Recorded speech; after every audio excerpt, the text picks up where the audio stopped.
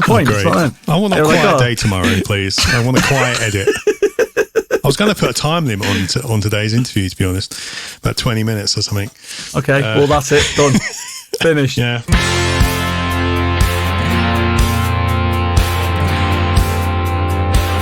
It's been a while since we've tasted a bourbon on the show, so this week in episode 61, we sip on the much in demand Blanton's single barrel Kentucky Straight Bourbon. And joining us to taste this iconic bottling is our own mucker, musician and producer Danny Gruff. As always, you can find some more whiskey-based content, images, videos, IGTVs, etc. on our social media platforms at Whisky and Things Podcast on Instagram and at Whisky and Things on Facebook and Twitter. And do us a favour of giving us a rating or a review on your favourite podcast platform. Cheers. You're listening to the Whisky and Things Podcast with Dave Giles and Nick Kent. Welcome to episode 61. I'm Dave Giles. And I'm Nick Kent. Welcome, everybody. This is the Whisky and Things Podcast, as that deep voice just told you before we started talking. How are you today, Dave? Not too bad. Hey, mate, by next week, we would have seen each other. Of course. We're actually doing a real-life gig together, everyone, this weekend. We are. We're going to be playing some music together on Saturday. Exciting. We are. I'm coming down Exciting south. times. So looking forward to that. You know. You are. Welcome home, Nick. Welcome home. Good to have you back. Yeah. Do I need a coat? It's good to have you back. It's going to be sunny down there, right? It's always hot south. I don't know. Well, it's just, you seem to have infiltrated us with rain. Like, I don't know. It seems to be raining all the time. I feel like I'm living in Manchester at the moment. Yeah, no, you'd have hail if you're in Manchester, anyway. followed by hot sunshine. Anyway, let's go on with this.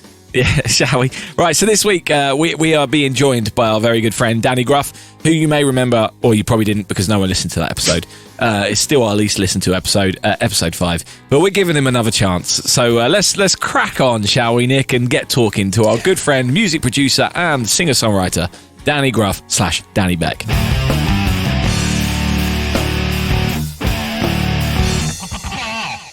Welcome, Danny Gruff. As I live and breathe, he's here. He's back. He is back. We haven't, well, technically, Danny, we had you on episode 5, but we've had you on 2 other shows since then on the Patreon ones. But how you doing, mate? How you doing? Not too bad at all. I'm glad I could come back to ruin your podcast again and bring you in low listeners like the old days. Well, we're hoping, Danny, this is going to help take your career take off in China. Yeah. Oh, amazing. We don't know. Yeah, you might, China might love you. Can of Thieves are big out there, so you might get a little kick. It'd be lovely supporting the Can of Thieves in China. How about that? It'd be just nice to get away. Nice to get an holiday for a bit. So what we're going to do is, while we're talking to you, we're going to start drinking this apparently lovely Blanton's single barrel bourbon. Yes. Nick, I'm sure we'll have more details on it later, but we're going to be drinking this now and all through our little interview here, and then we'll discuss it later. So I'm pouring it now. Do you want to hear me pouring it? Is that what you do? I'd love to hear you pour it. Beautiful. Whiskey. What glass is that, Dan? Oh, this is a Whisky and Things official Glencairn. Oh, it looks beautiful, that does. You know, most whiskies taste better in them. Do you know that? Should hope so. The price I pay for it. Anyway, Danny, so yeah, since we last spoke to you, it's fair to say that you've really ramped up your production work, right? That's it's now fair to say you are Danny Gruff, producer. I'm Danny Beck, producer now for the most part of it, to be honest. Oh, really? Yeah. Danny Beck. Yeah. I wanted to separate it because I didn't want people to listen to my Danny Gruff stuff if they didn't know about it, sort of thing. So I decided to just go with Danny Beck and have that as a separate entity. I do a lot more of that. It seemed logical when all my gigs got cancelled and I was doing the live streaming and it was okay, but there's only so much of that you could do. So it's like, right. And I worked in the studio before. I still work in the studio now. I was like, right, let's do more of that. That's what I've always wanted to do. So I spent more time and it's very time consuming. Like I work a lot more now than I did this time 18 months ago. I used to think I had it hard with gigs. I was like, oh man, I've got to leave the house at 6 and I'll be back till midnight. Now I'm like, I get up at like 8, start work at 9, don't finish till 9 some days, and then watch Gogglebox, really. It's a different life, man. Yeah, but are you finding success in this era? You know, you're getting some good gigs, working with some good people now? Yeah, it's fun. You get especially in the studio I work at, you get a different vibe every day. Like, so on Saturday, I was working with like someone who's doing like pop, R&B sort of stuff. The day before I was doing grime. The day before that I was doing this like 60s thing I'm working on at the moment. So yeah, it's a different thing every day. It just keeps you on your toes, keeps you active, and sort of keeps your musical chops up as well. And you find yourself, because everybody's got different influences as well. So they'll be like, have you heard this song? And then you listen to different music all the time. And yeah, so it's fun. It's good. It's I feel like I'm learning something every day, which I don't think I was doing when I was doing the covers gigs and stuff like that. I felt like I hit the wall with that. I was like, I've took this as far as I can go. In terms of that's how I make most of my money, rather than doing writing stuff. But took that as far as it can go, and now I'm just like, right, how far can I take this producing? Turns out I've barely touched the surface, and there's loads more to go. But I'm enjoying the rapping stuff. That's all good. I'm not into rapping. I'm not very good at it at all. Like, because they always think, oh yeah, Danny, come on, you can rap. I'm like, no. And every now and then I bust out that Eminem song that I know, or like No Diggity or some Dr. Dre, and they're just like, yeah, no, stick to the buttons. I think Dave earlier was trying to get, when he asked, have you been offered any good gigs and decent jobs? I think he was trying to get you to say, well, some blokes offered me a producing gig at Abbey Road. Is that where that was going, Dave? It was, to be honest. No, I knew that. Exactly what I was trying to do. Yeah, I noticed. I knew that. I noticed it. I knew that. I didn't want to give him the satisfaction of promoting his music on this. That's another thing I thought as well. Exactly. Brilliant. I was like, brilliant. Can't even promote my own stuff on my own podcast. Brilliant. He gets enough airtime, and you guarantee that when he's in Abbey Road, it's going to be like, yeah, so this week in Abbey Road, we were doing it. He's going to hear about it all then. The weeks leading up to it. He hasn't even sent me any songs yet.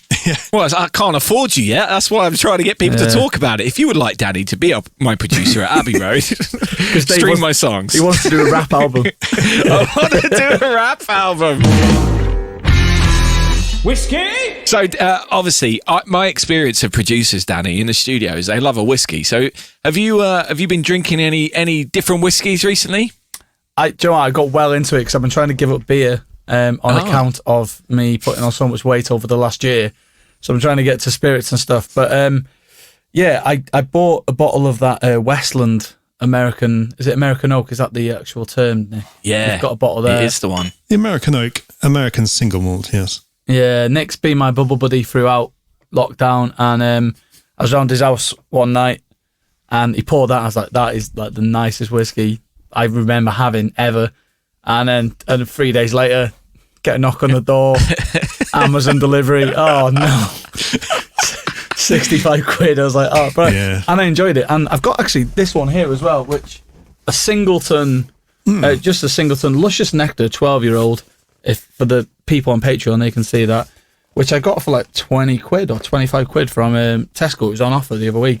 But I love a singleton. I remember years ago, I bought a bottle of singleton, and it was just the nicest whiskey I'd had up until that point. And it's just so smooth. And I think Nick was round one night and we were watching a film, and I think that was the last time I opened it, and let's see how much I got through.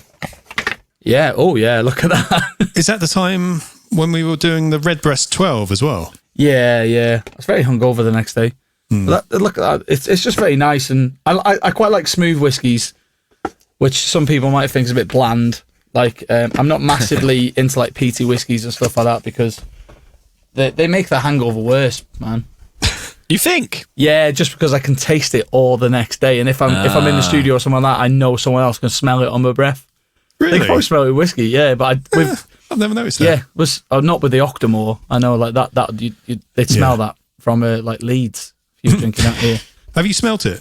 For our listeners' benefit, Danny's cat bought me a sample of Octomore for my birthday, and I haven't tried it yet. I've had a sniff, but it didn't smell too much more peaty. That's a great technical way of saying it. Then some other stuff. I tried it with the. I was about to say tried it with the Good Charlotte, the Port Charlotte, heavily peated. Yeah. Is that around about the same? So I'm looking forward to trying that. That one repeated on me for a few days at Port Charlotte. I remember that. The old Good Charlotte, yeah. The old Good Charlotte got me. Can only get it if you've got a lifestyle of the rich and famous. That's the issue with that one. Let's see. For girls and boys. Or was it boys and girls? After Abbey Road, you might be able to have some Good Charlotte. So there we go. Yeah, I love that Westland. Also, I really got into bourbons, you know. Oh, really? Yeah, like so I bought a bottle of Bullet, and I think I've just finished my third one throughout lockdown, something like that. Yeah, I love Bullet's it, man. great. It's so like they're quite sweet, aren't they? Really? Yeah. Easy to drink. Yeah. Which sort of leads us on to this Blanton's, I suppose. Well, yeah, well, not yet, But Danny. nice. Or Like that, can Dave. I lead on to my thing that I was going to talk about? Oh yeah, go on then. No, Well, there's no hang on, rules. hang on, There's no rules to Hang this. on a moment. Hang on. What's that? What's that sound? Oh no, it's not. It's not a Boozeround thing. It's not news. What? Well, it is now. Boozeround. Right, Danny, you've got some whiskey news for us, It's not right? news. Mate, it's better to be It big is news. now, mate. It's not news. He built it up. He's built it up. He told us he's got a whiskey story he wants to It's talk not a about. whiskey So story. He looked it up beforehand. We delayed this because you said, yeah, we were 20 minutes late in recording because Danny said, "I've got to looking find this something story. Got to It's find not a this story." It's just a thing, and I wanted to have it up. So if I was talking about it, I wouldn't be embarrassed if I forgot anything. Basically, it's Boozeround now. you know It's how Boozeround. you used to? You can't say bourbon, Dave, because you say bourbon. Yeah. Did you know? You probably know this. This will probably get deleted. That they've now made a bourbon. Yeah, I know Yeah. that. Yeah. Okay, well that's the end of that story. We'll In put other a link to that news, in the description, everyone. yeah, Yeah, oh, absolutely. that was it. I saw it the other day, and I was like, I can't wait to tell them that. But apparently what we call a bourbon biscuit is actually meant to be pronounced bourbon biscuit. They say it on Sunday brunch every week when a bourbon comes up, or a bourbon comes up. It's actually meant to be pronounced a bourbon biscuit, apparently. Is that a new news story, Nick? Is that It is. new? 'Cause I It feel like that's really good. Boozeround. Talking of Boozeround, we do have some stories, Danny, if you want to hear them. Yeah, Of course. Can I drink this, by the way, now I've poured it? Yeah. Oh, yeah, right, yeah, we're okay, drinking yeah, it throughout. Yeah, do it. Right. I was just like, going, can't wait to try this. It's Get it really down. good. Get it down, yeah. But you better be making notes. So, Danny, I don't know if you're aware, mate, but it's been the San Francisco World Spirits Competition recently, I And was aware. and the winners have been announced. Well, they were announced a couple of weeks ago. You were going to talk about it last week, but you had the boutique whiskey guys on, so Absolutely, did listen. But you know, like all of these competitions, Dan, there can only be a million winners. Yeah. So many winners. But you know, some good news for us because our friends of the show, Kirsty and Greg Dillon at Great Drams, won a double gold award. Does that mean there's a single gold award, Nick? Anyway, Yeah. they won a double gold award for their Ben Rinner's 9-year Pedro Jimenez finish. And you can hear us taste that whiskey together with Greg and Kirsty back on episode 51 of the podcast. Yeah. So double gold. Nick's done this work for me, and I quote Nick's quote. Quotes Nick quote of somebody else quoting somebody else, actually. It's a 4-way quote. Awarded to the entries that receive a gold medal rating by all members of the judging panel. These are among the finest products in the world. In the world. So this competition has been going since the year 2000, and there are loads of different categories and winners we won't go in here, but we will put a link to the Forbes article which goes into the details in our description if you would like to go and take a look. But Nick, what won the best whiskey of the world? is there actually just like an award for best whiskey? Surely there is one best whiskey, isn't there? Let's have a look. Single malt whiskies. I'm going to open this link. So this 25-year-old single malt was just named best whiskey in the world. Glen Scotia beat out more than 3,800 entries at the San Francisco World Whiskey Spirits competition. There we go. Which one was it? The Glen Scotia 25-year-old single malt Scotch. It's best in-show whiskey. So we'll put a link to the Forbes article, which goes into the details in our description if you'd like to look. And it's got a beautiful box, hasn't it, Danny? Oh, it's a lovely box. Beautiful box, Dave. It's a wooden box. It is a wooden box with a kind of embossed graving of. So it's from Campbelltown. Nick, is that how we pronounce that? Campbelltown, yeah. And it has a P in it. There's only a couple down there. Is it actually from Campbelltown? Yeah, it is. Yeah. Because it was launched at the 2017 Campbelltown Malts Festival. It was finished in its first fill bourbon casks for the final year. Fruity and coastal with notes of apples, oranges, and vanilla. Sounds lovely. Does sound lovely. We need to get that one on Nick. If you could sort that out, that'd be great. 355 quid a bottle. I'll have to get really pissed before I get that and order that on Amazon. So that was the San Francisco World Whiskey Awards. Nick, didn't you tell me a story about the fact that because you see these like awards on various bottles, don't you? It says Yeah, I know. didn't you say that people have to pay to have that branded? Yeah, I was on their website, and if they win an award, you know, a lot of people, you can see like the medallion, the gold medallion, silver medallion, or whatever on their Instagrams, or they use it on promotion and stuff. Apparently, I went on there. If they want to use that, they have to pay the competition to use it. Really? Yeah. Wow. I'm sure there's loads behind it, and I'm sure I don't understand it properly. But for me, it's like, well done, you've won an award. If you want to tell Now people give us about some money. give us some money. You have to do that if you get a number one as well. Is that true, Danny? If you get a number one single, I think you might get one. You know, you get the plaques with the number one UK Top 40. I think you might get one for free, but usually it's a band or something like that, so you have to pay for more. Wow. I've held a couple, like when I was in Sticky Studios in Surrey, and it was like a One Direction one. I was like, as if you got this. They were like, yeah, we had to pay for it. Like, I don't know how much. I think it was like 100 quid or something like that. But you would. But to be was fair, that a physical thing though, right? Yeah, So, like, yeah. Yeah, but this is effectively a JPEG, you know? To put on your Instagram. I think that's a bit weird. Again, probably don't know enough. The UK Top 40 going, yeah, you can say you're number one if you pay us 200 quid every time you say it. Like, exactly. Well done. Yeah. Well done. Anyway, we're at 18 minutes 30 and Nick said 20 minutes, so we better hurry up with this. You're listening to Whiskey and Things. These British people talk funny. Nick, do you want to go with the next bit? Yeah, of course. We had World Whiskey Day on Saturday, and there was a few things going online. I subscribed, as it were, or paid for a ticket for the World Whiskey Weekender, which was that 3-day event we talked about last week. And it was quite cool. I didn't get to see the Saturday one because I was watching another event, the World Whiskey Summit, which our guests, Dave Worthington and Sam Simmons, were talking about last week. But yeah, it was quite cool. Yeah, it was 15 quid. It's effectively 4 hours a night, I think it was. And yeah, there was some cool stuff on there. There was a Lagavulin distillery tour, which was quite fun. They did a sustainable whiskey distilling panel. Fun fact I learned, there was once 46,000 distilleries in Norway in 1820, before Prohibition up there. 46,000. in Norway? In Norway. Guessing they would all have been quite small back then, though, wouldn't they? Yeah. Because they would have just serviced their local communities. Yeah, that's a hell of a number. It is. So there we go. But there was a bunch of other stuff, and it was quite fun. But for me, the World Whiskey Summit was great. I really enjoyed that on Saturday night. I even resisted going to see Danny play a gig to stay and watch this thing. It was hosted by that boutique whiskey company, as I just said, Dave and Sam. Hosted it, and it was just really fun. It was the way they did it. It was, as I said last week, it was a load of talking heads, but it was kind of animated, and it was just clips of people talking about a specific subject rather than, say, 4 people rambling on about the same subject, and maybe I was getting lost in conversations and stuff. But it was really good. They covered stuff, diversity and inclusion, New World Whiskey, environmental and sustainability stuff as well, and then they kept cutting back to the white men in beards, opinions, which is Billy Abbott was one of the white men in beards. White men in beards, white men with beards. Actually, one of the white men did actually put on a fake beard, so technically he was a white man in a beard. In a beard. Yes. So there we go. But and you can still watch that right now. Yes, that's the thing. It's up there. You can watch it on the Boutique Whiskey Company YouTube channel. It's about 2 hours 25, but it's well worth it. It's really cool. So yes, if you want to go and have a look at that, I recommend it. Hey, Nick, I don't know if you saw this. Did you see the Nick Offerman Lagavulin 11-year-old with Damn the right, Guinness cask finish? Damn right. Have you seen that, Danny? No, I'm gonna Google it now. Yeah, so I'll tell you about it while you're Googling it. It's a new limited edition whiskey, which is 11 years old and finished for 4 months in former Guinness beer casks from the Open Gate Brewery in Maryland. Yeah, they're from America. They're not Irish Guinness casks. But That's interesting. It is interesting, isn't it? Yeah. They released it for Father's Day in America. But yeah, pretty cool. Is Maryland associated with Parks and Rec? I don't know.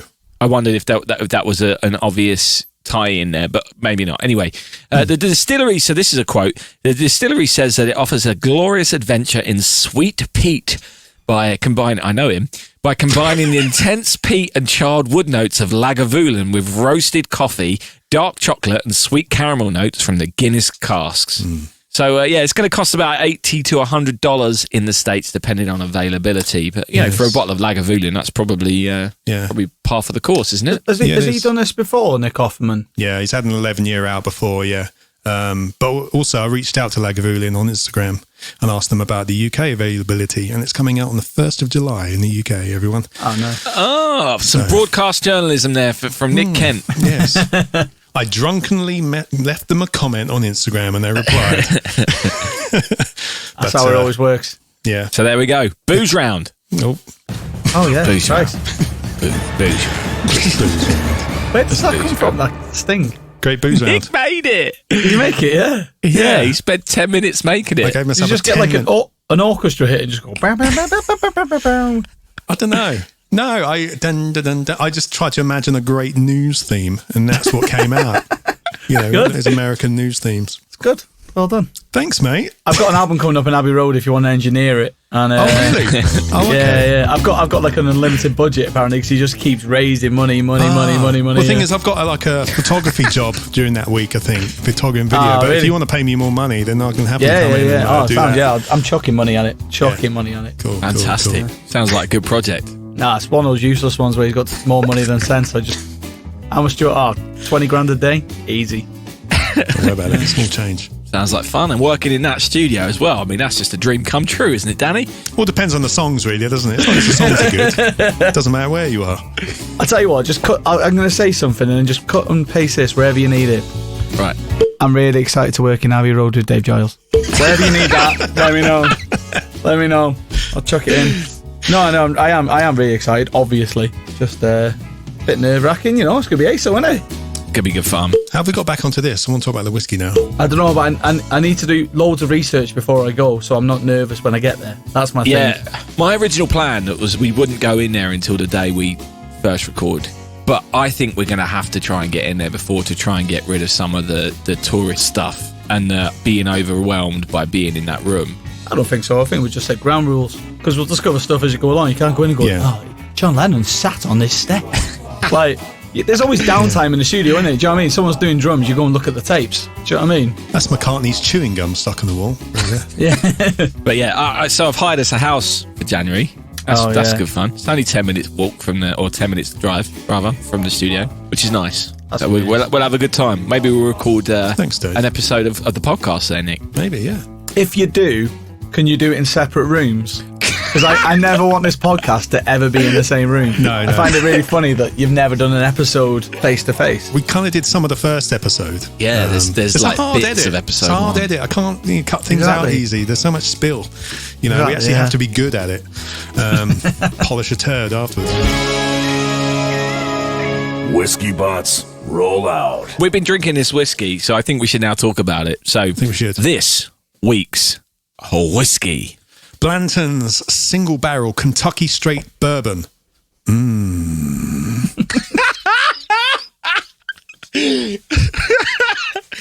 Right. This is a very sought after whiskey. That's what I wanted to talk about, because all I know about it is it's got a fancy bottle with a horse on the top, but it looks fancy. There it is.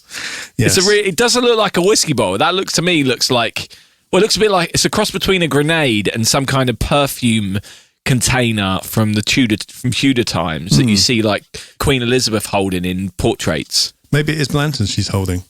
You never know. Maybe it's Maybelline. Maybe she's born with it. Well, is it worth it? That's what we want to know today. I don't think with it. If I'm looking at the price I'm looking at now, like because we when I was around yours last week, then we get a shot of Buffalo Trace or dram. Yeah. As a proper whiskey people call it, a dram of Buffalo Trace, like normal 20 quid Tesco, and then we got a shot of this next to it, and you said which one? Well, at the time, our taste buds weren't really. I trust them still. I've done that before when I'm drunk, and I'm still pretty good, to be fair. We did a Buffalo Trace and a Blanton side by side, and a bit of a sniff this, that, and the other. It was at 2 a.m. But yes, we're asked the question today: is it worth it? Is it worth the extra money? Because it's about 63 quid. That's how much I got it for. But the main thing about this is it's quite rare. It's hard to get hold of. It's actually apparently easier to get hold of in England than it is in the US a lot of the time. Wow. Because it's a single barrel. Every bottle is hand labeled, hand bottled, hand filled, all that kind of stuff. Hand waxed at the top in a small room just by a bunch of people. There's a lot of hand jobs. There's a lot of hand work. Oh, Nick, come on, man. This podcast has been so highbrow for so many episodes now. There's a lot of handiwork going on here. There we go. That's what you'll put in. That's what you'll put in. That's the one I'll use. Put that one in. No, Nick, you got to leave all that in. I'll leave something in. No, yes. Every bottle is hand labelled, corked, and hand waxed in a small room by some people.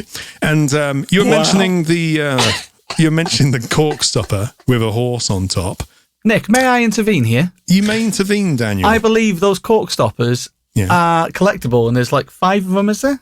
There's 8 of them. 8 of them? They wow. They are collectible. Apparently they started in 1999 with a collector's set. So they spell out Blantons? They do, I'm guessing. yeah. Each horse represents a horse in a different part of a horse race because, of course, it's down to heritage because it's from Kentucky. It kind of represents the Kentucky Derby, the famous horse race, which was a couple of months ago or last month, one of the two. But each horse is in a different pose from the race, and each horse also has a letter, BL, etc. And if you get the whole set, you put them in a nice little like stave or something, and it spells out Blantons, which is quite cool. I like that. But the problem is now, I found with that, I can't now buy another bottle online, as far as I'm concerned. I'm going to have to go out. Because you're not going to know what... Yeah, you're not going to know... Yeah. I don't know what letter I'm going to get. Or it's like buying stickers in a pack, mate. Yeah, swapsies. You've got that nervous bit of opening the box and finding out what one you got. Yeah. Oh, damn. I've already got a Kieran Dyer. Yeah. Yeah, but to be fair, packets of stickers are about 50p. I don't know how much they are. They used to be like 30p back in the day. Like, imagine 65 quid and going, it's a L Hey, but again. If you can get it, again, when you were a kid, that was all your pocket money, mate. Yeah. 65 quid. 65 quid. Yeah, it was, yeah. Yeah. But the thing about, this is all, we were talking about the Buffalo Trace thing earlier on. This is made by the Buffalo Trace company, and who do a lot of other whiskies people might not know about. They obviously do Buffalo Trace, they do Eagle Rare, they do the Van Winkle. Oh, yeah. So Pappy Van Winkle. So there's 100-pound shots of Pappy Van Winkle we see when we go to Bunny Jackson's. Same company. They do E.H. Taylor Jr., Stag Jr., Weller, which is a favourite of Kevin Martin of Candlebox, from what I remember when he was on. But yeah, they do a lot of stuff there. It's a very kind of iconic brand, gone back years and years and years. So yes, this is their high rye mash bill number 2, which is 12 to 15% rye grains. Might get a bit more spice. What else we got to say about this? We should again. There's a good story behind this whiskey. Not only it's single barrel. There's a reason why it's single barrel and why everyone kind of wants a bottle of it. I'm going to do a little bit of history here, guys. Sorry. The single barrel bourbon started with Blanton's in 1984 because nearing retirement, master distiller Elmer T. Lee was tasked with creating a bourbon of exceptionally high quality before he retired, basically. It was like his swan song, I think. So, and so he recalled the earlier days in his career when he worked under Colonel Albert Blanton, who was the president of the distillery in the up to 1952, I think it was. But check this out. Colonel Albert B. Blanton. What do you reckon his middle name was? Buffalo. Bourbon. Bacon. Everything's better with bacon. Especially Kevin. So yeah, Elmer T. Lee worked with Colonel Blanton, and he remembered that Blanton would entertain like dignitaries and stuff, and important guests with the hand-picked honey barrels from the centre of the warehouse H, which is a bit different to all the other warehouses because it was made of metal rather than brick. It seemed to actually affect the barrels a bit differently. So he had these favourite barrels in the middle, which he would hand-pick out and dump, as it were. So later on, when Elmer T. Lee was putting together his single barrel, this was the first time anyone had ever done it. He chose those barrels from the middle of warehouse H. So this was introduced in 1984, and it was the first single barrel on the market. That's crazy, isn't it? Because actually, it's not that old in the grand scheme of things. No. Often when we talk about these kind of history sections, it goes way back to in 1827. George, had a son. The distillery does called go back George a lot further. I'm just trying to kind of cover this part when this whiskey actually came about. And the reason why that warehouse was metal was because of literally Prohibition was finishing, and Blanton didn't have enough warehouse space. Instead of building one made of brick, he threw up this one made of metal. And because it would kind of heat up faster with the heat of, Kentucky summers and cool down with the winters and stuff, this little bubble in the middle seemed to just be delicious when they got them out. So he calls those the honey barrels. So again, it wasn't planned. And there we go. So this is a 46% whiskey, or 46.5% whiskey, or 93 proof, as they like to say, in the States. Danny, what do you think about it? I think it's really nice. It's really drinkable, isn't it? Yeah. That's what scares me. I wouldn't spend that amount of money on a drink I can do so easily. Like I'm like when I've had like the Westland or something like that, I know it's a completely different ball game, but I feel like when I'm drinking, I'm like, oh yeah, that is 65 quid. That Okay. like when I'm drinking this, I'm like, do you know what? It's not too dissimilar from what I can get for like a third of the price. For me, That's interesting. I think I've said that before about bourbons. Actually, as you step up the price range, you don't tend to notice the difference as much. But I'm not sure if that's just my palate not understanding the subtle differences between expensive bourbons. Whereas with single malts or other whiskies, you seem to notice it more. There's a character there, isn't there? Yeah. Bourbons are quite similar. This is a great bourbon, you know. It's a great bourbon. This is kind of how bourbon should be, right? And then cheaper bourbons, you're just going to get a bit more of that alcohol effect. It's going to maybe taste a bit younger. This is a great example of a wonderful bourbon. And to be honest, I like all this, you know, exclusivity and the fact that it's got a collectible thing on the top and it's, you know, it's a bit special, you know, it's nice to get out. I love it. I love it. I think the good thing is, I mean, that price isn't outrageous in the grand scheme of things. That's for a bottle of whiskey. It's not outrageous. What size is that bottle, Nick? Is that 7? This is a 700. So this is, again, this is like, UK size. So that's why I mean, let's be honest. Since we've started doing this, we've both wanted to buy whiskies that are more expensive than that we like. Yeah. And we would do. So it's not like a crazy price. No. It's Lagavulin 16 money. That's how I kind of gauge things. Yeah, now. exactly. Yeah, but that's a core range from that distillery. Whereas this is a single barrel. So actually, for the same price as just a standard Lagavulin that you would see in most bars, you're getting an individual barrel where every time you buy this, it's going to be slightly different. You're going to have a different character. Yeah. With that, and I like that. I think actually that's sellable. The fact that every time you buy a bottle of this, it's going to have a different character as well. Yeah. Apparently, people like search out certain barrels. Like because it's got all the information on here. This was dumped on the 2nd of July, 2020, from barrel number 558, Warehouse H, of course, Rick number 8, and it's 93 proof. And this is bottle number 22. So a lot of people look for certain numbers. I have 8 people called Rick work there. That's crazy. I mean, I only know one person called Rick in my life, let alone 8 people working in the same. Excellent. Yeah, excellent. I think we just did our first Rick roll there, Nick. 61 episodes. It's super tasty, super drinkable. I'm a big fan of this. Big fan of this. Me too. It was tough pouring out samples for people. It's really nice. This one. But I hope you're enjoying it, both of you. No, I mean, I nearly did. I've got like one sip left because I'm waiting to see what you say about the tasting notes, and then I'm going to have this very small bit. Well, tasting note wise, I mean, it's just a really nice bourbon. It's I'm getting like citrus and wood spice. Citrusy, yeah, absolutely. On the nose, and you got the vanilla, and it's a bit spicy. You know, it's just a classic bourbon. You know, taste really. Yeah, some buttered popcorn in there on the nose. That is lovely. I really think nice. I'm getting banana on the nose, but I could be wrong. Oh no, absolutely you are. You're never wrong. No one's ever wrong. No, mate, you absolutely are. Those banana foam sweets for sure. Banana milkshake for sure. Yeah, I always feel like when I'm like doing whiskey teas, I'm like, is that right? Is that right? Should I Google that first? Apricot, buy it. I've given up. I said last week that the boutique one smelled like soap, and you know I'm not sure whether. Well, that's what I smell, like a tea tree kind of soap. Don't think anyone else got that, but I said it. That's nice. How that went down. But that's the thing, there's nothing wrong. There's no wrongs. That's more herbal thing I was talking about, yeah. But there is no wrongs. There is no wrongs. If that's what it evoked in your senses, then that's what it invoked. Yeah. Do you know what? I have got one more taste note on it. It does taste exceptional in my brand new Whiskey and Things official Glencairn glass. Yeah. Available now on the Patreon. Maybe, or actually, I don't know if you have a store. Do you have a shop store as well? I think we do have a store, but there's only a couple of them left. So, thanks, Dan. Appreciate that. Yeah, appreciate it. You did a better job at selling that than you did the Abbey Road. Brilliant. Yeah, Cheers. no. Well, it's ages to Abbey Road. Ages. I'm really excited to work with Dave Giles at Abbey Road. Thank you very much. Cheers. No more questions. Thank you. Anyway, Danny, thanks so much for joining us. Nick said we wanted to limit this interview to 20 minutes, and we've been talking for 42. So I think it's probably time to call it a day. But thanks very much for joining us, and I'm sure we'll have you on again at some point. Yeah, I mean, when are we going to Abbey Road?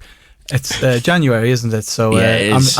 get me in for November if your funds are looking a bit low, and I'll bring in the listeners. Yeah. Yeah, because you'll be massive in China by then. Exactly. So, Yeah. Oh, Peggy's just come to say hello. Cats sell whiskey, apparently. Hi, Pegs. Yeah. The timing was amazing. We always have conversations. You're listening to Whiskey and Things. And you can watch the full uncut video of that chat with Danny on our Patreon page. And it's worth watching because Nick dropped a C-bomb. Anyway, so patreon.com/whiskey and things. Yes, you did. I said the other word. You definitely dropped a C-bomb. I thought I said the J word. No, anyway. No. Anyway, you can find out more about Danny Gruff on his website, dannygruff.com. And you can follow him on all his social media accounts, which is Danny Gruff everywhere. And also he has this new one for his production, which is, as he said, is Danny Beck. So it's Danny Beck Producer, spelled exactly as you would expect, all of those words. Yes. His Spotify link will be on there as well. Also, I'm going to put in the notes. On what? We hadn't even mentioned the show notes. Yeah, Were you listening? Obviously not. In the show notes, I'll also put Danny's Spotify link in there as well, everyone. Oh, excellent. That's very nice of you. But also in the notes. Yeah. He's got some great songs out. He has some great music videos too. I may or may not have, directed some of those. Anyway, I'll also put Blanton's in the description as well, because they do some cool timeline stuff, which I didn't get into a lot of the history. I may have, I can't remember. But go to blantonsbourbon.com and there's some cool history stuff on there, because it's a really interesting company, the Buffalo Trace history, as it were. I was trying to think if there's a way of combining the word whiskey and history, like whiskery, but it doesn't really work, does it? I was thinking about this. Whiskery. You need the history behind it. Whistery. Yeah, it just doesn't really work. But I gave that far too much of my brain time earlier this week. Oh, wow. Yeah, I was driving and it literally was like a good 15 minutes of trying to come up with different ways of combining whiskey and history. But anyway, check out the show notes for more on Danny and Blanton's. So yeah, I think that's enough for today. Fun show. It's nice having Danny on. You sound like you're so unenthused. From the intro, you just sound exhausted. You're like, yeah, fun show. Well, it's a fun show. You're just exhausted. I think you need to get some sleep, mate. I'm exhausted. I think we've just had so many kind of big shows with guests who I'm like, don't get me wrong, I love Danny Gruff, but there's guests on this show where I'm like, how do we get them? So it's been a bit of pressure, over the last few weeks. So, it's been nice to have one which has been a bit chilled with our buddy Danny, to be honest. That's why I'm in a chilled mood. So you're in a chilled mood. Okay, fair enough. Yeah, that's cool. There we go. So, I've given this a simple outro this time, Dave, because last week and I've corrected the spelling mistake as well, which I don't think I left in. That makes no sense to anyone this week. The Angles have had their share. Yes, and so have I. No. Yeah. Anyway, thanks for listening, everyone. We'll be back next week. Enjoy going into those pubs safely. Absolutely. The Angels have had their share. And so have you. Cheers. Thanks for coming. Cheers. Whiskey and Things has been brought to you by And Things Productions. I'm really